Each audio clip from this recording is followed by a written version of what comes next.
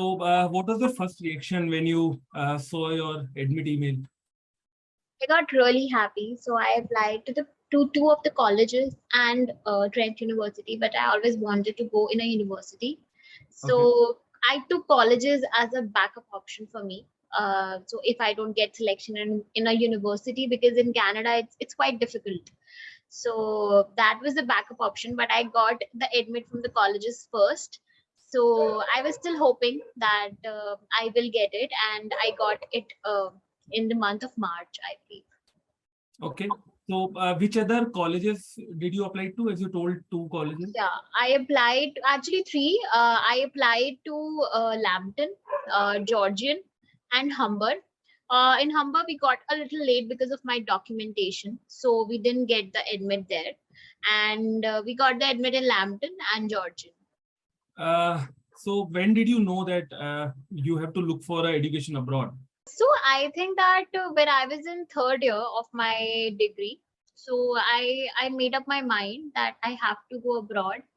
And looking at the current situation, I am working as a data analyst. So I believe that in India we are more focused on I would say back-end developers, front-end developers, and I was not really interested. I was more interested in data and data engineering. So I made up my mind in the third year. Okay. Yeah. So just an extension of what you told right now. What was your bachelor degree in, and after your degree, what have you been doing? So I did my degree as in Bachelor's of Technology, Engineering in Computer Sciences. And after that, I started working as a data analyst. And currently also, I am working as a data analyst at KPMG. So how long it been after your degree? How many years of experience do you have as a data analyst? I completed my graduation in 2020. So since then, I'm working. So it's almost 2.5 years of experience now. Yeah. Okay. Okay. So when did you start preparing for IELTS? So I started preparing for IELTS in the month of June last year, 2021.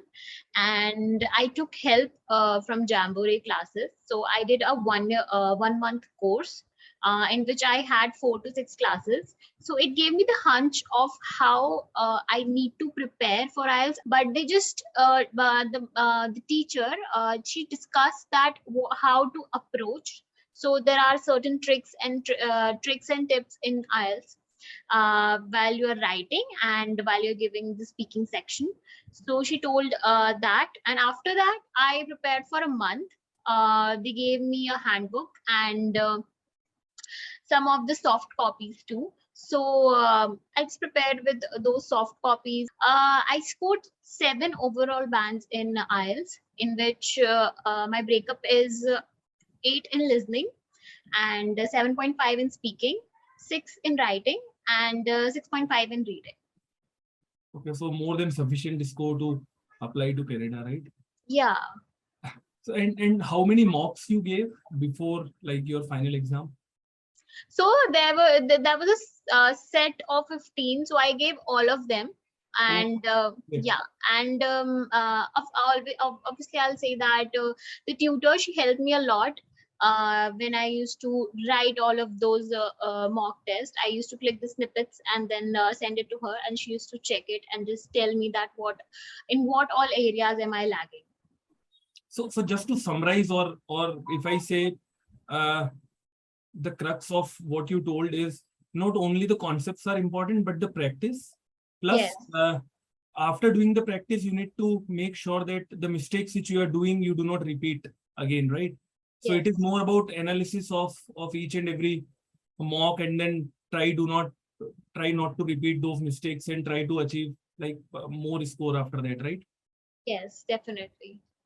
Okay. And why did you decide to take help of a consultant for your application process?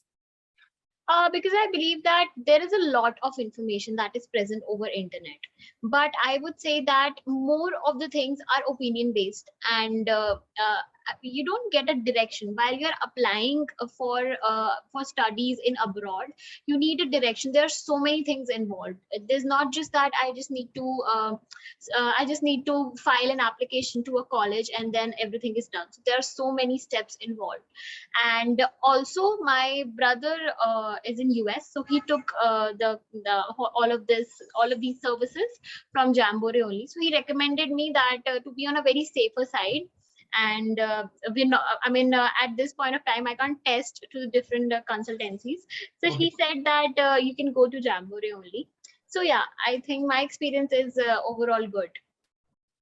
There is a lot of documentation, and I think that is why consultancy is very important, because as a person, you'd be running to the college again and again for particular documents. So they give you the list of everything. So I would start with my academic mark sheets. So they required my school mark sheet, that was my 10th and 12th, and then they required all of the mark sheets, I mean the semester wise. So I had 8 semesters. Then they require transcript.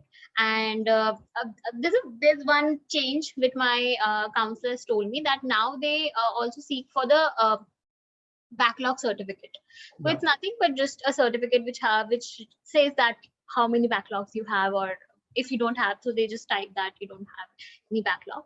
And then LORs from the professors. So I took it from 2 of my professors, and one from the HOD. And then SOPs are very important. And yeah, that's it. And one more thing in Trent, that besides taking LOR from the professor, they also wanted an LOR from your team lead or maybe your manager. So I took 1 LOR from my manager. So you took 1 from your manager and 2 from your academicians. Yes. Is there anything you wish you had known sooner that might help, like, students watching this? First thing, in terms of examination, IELTS. So I would say that there are certain tips, like I scored 6 in writing. And the only reason was that I got, like, I was writing it, and then I just crossed some of the sentences. And then after that, my tutor told me that because you cross some of the sentences, you'll see that in the result that there'll be some, like I was scoring, when I was doing the mock test, I was scoring somewhere around 7.58, but I got 6.